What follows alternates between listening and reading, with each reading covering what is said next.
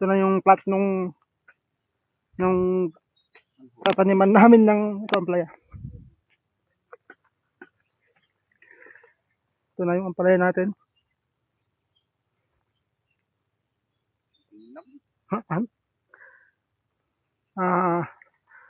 Yan, so piniprepare na namin mga bossing yung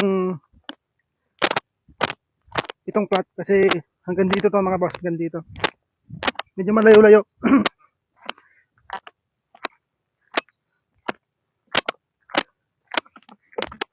So hanggang dito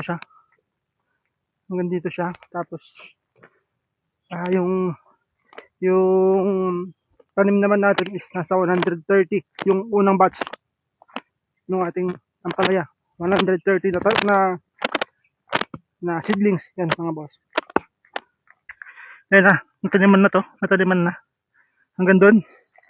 Tapos merong sumusunod na dinidiligan para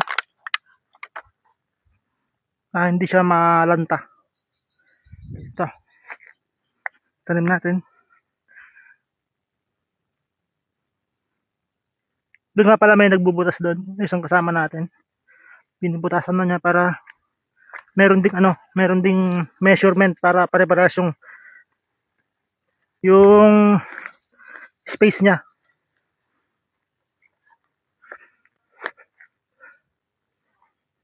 So mabilis lang naman magtanim mga boss. Lalo na pag ganito nakalagay sa tray.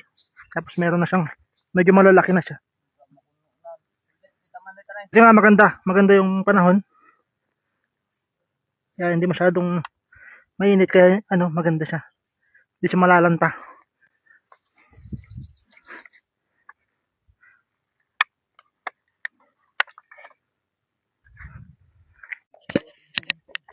Yan na mga boss.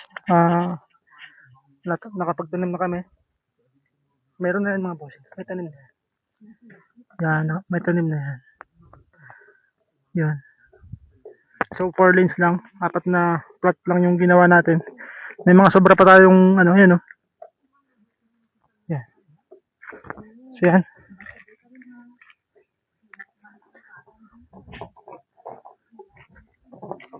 Ayos na mga boss.